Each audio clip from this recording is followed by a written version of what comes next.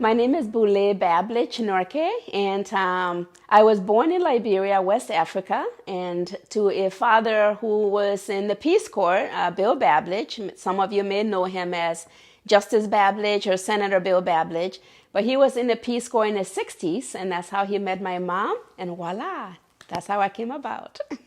So in 1980, my father went back to Liberia to find me and bring me to the U.S. In 1981, I came to Madison. We actually lived in Stevens Point for a while because my dad was a senator. And as a senator, you have to live in your district.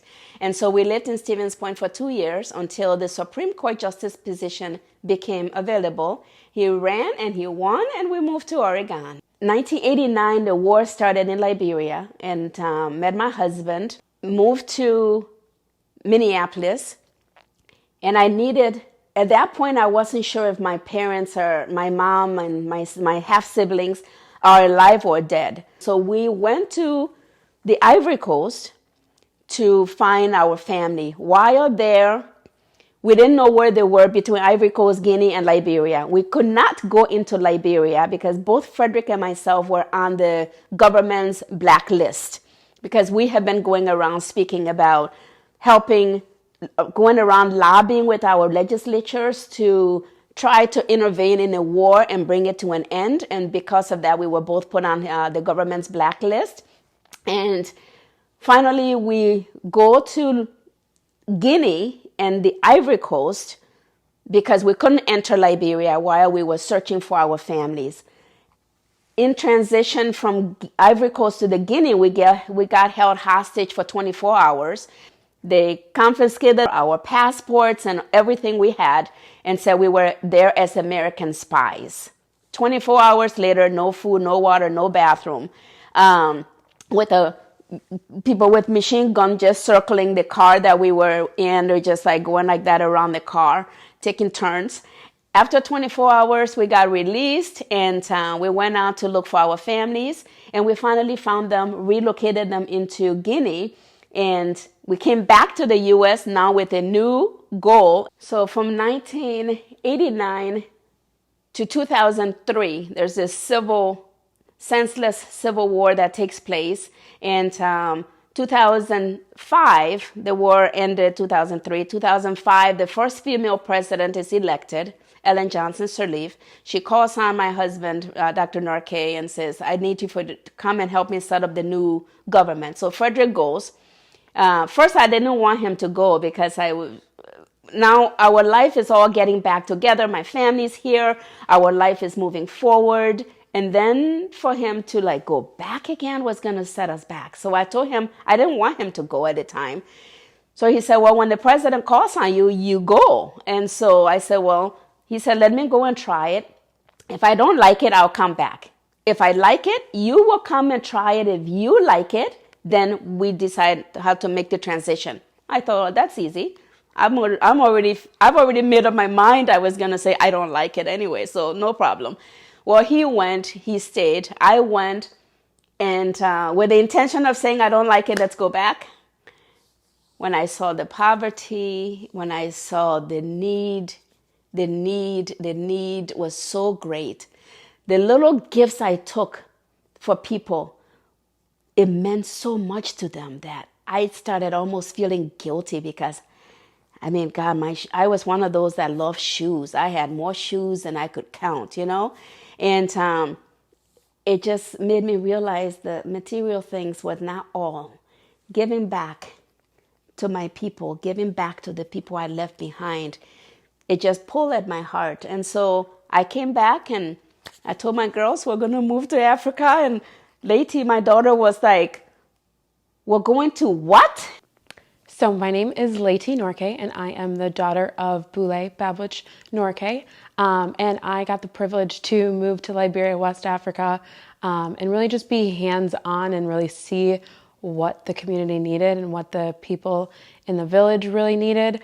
So it's been really a beautiful journey to be able to see from the very beginning of first arriving to Liberia, And now in 2021, just the progress that they've been able to make and even just create from literally the ground to now a beautiful nonprofit organization really making a massive impact there in Liberia. So now we built a store, and I was selling coal and cement and soft drinks by wholesale.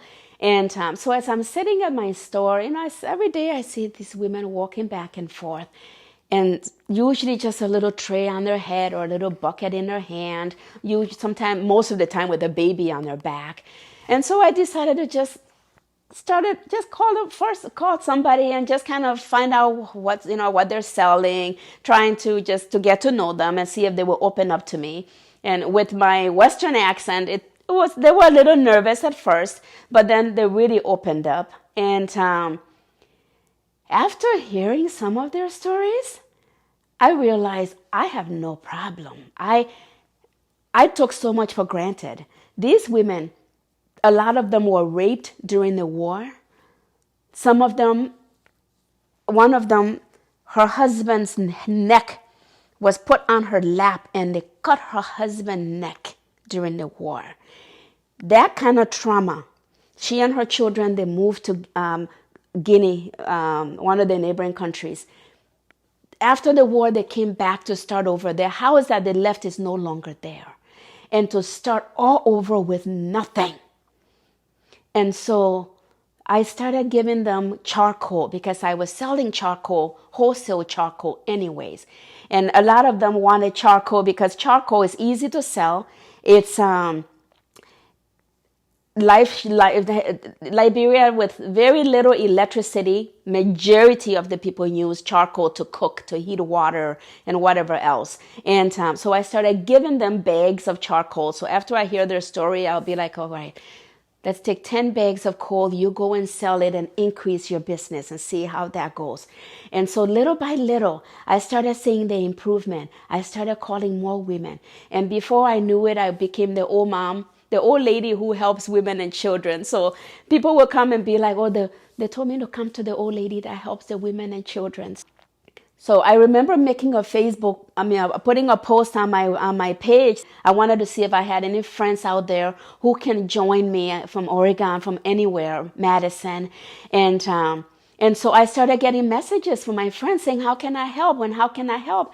Laura being one of those people. Girl Power Africa was born through Bulleh Bablitch on Facebook. And my introduction to Girl Power was through my friendship with Boo on Facebook, and her posting on a daily basis some of the trials and tribulates of what was happening with the women in Liberia, West Africa. She started to empower women and asked for some help from her friend group. As a business owner, watching what Boo was doing in West Africa, it became evident to me that we needed to put together some sort of a structure to help tell this story and to help bring awareness to the women and children in Liberia. So my role in Girl Power organically grew from my knowledge of running businesses and understanding what needed to happen to put the structure in place. So the first thing we needed to do was start with a name for what was happening, and Boo came up with the name Girl Power Africa.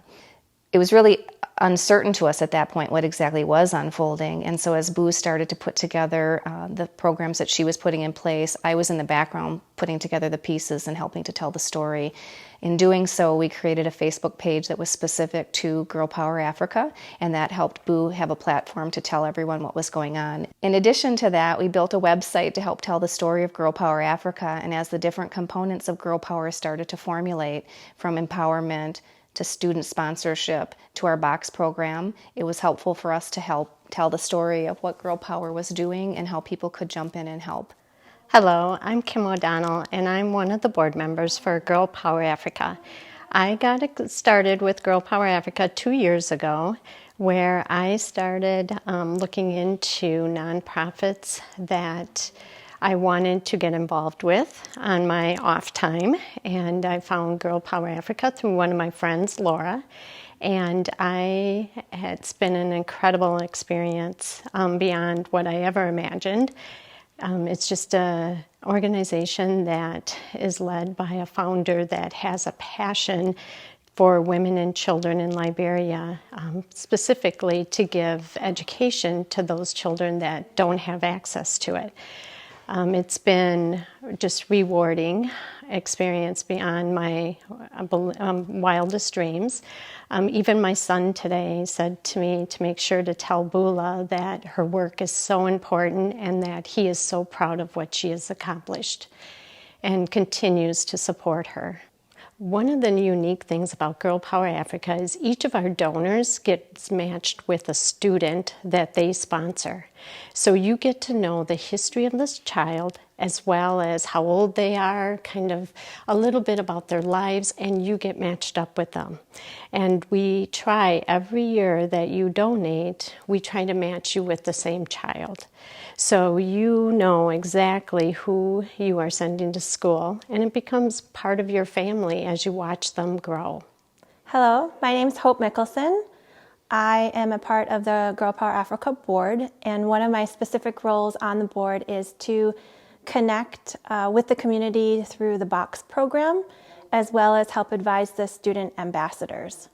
Student ambassadors are students, generally high school students in Verona and in Oregon, and we work to find and collect all of the materials for the Box program, sort them, package up the boxes, as well as fundraise to ship the boxes over to Africa.